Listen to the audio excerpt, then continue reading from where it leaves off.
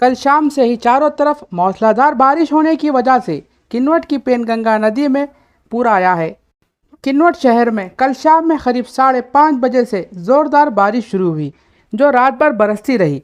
जैसा कि आप इस वीडियो में देख पा रहे हैं कि कितनी ज़ोरदार और मूसलाधार बारिश लगातार करीब 1 घंटे तक बरसती रही, जिसकी वजह से आज पेनगंगा नदी में बहुत ज़्यादा पानी आ गया है।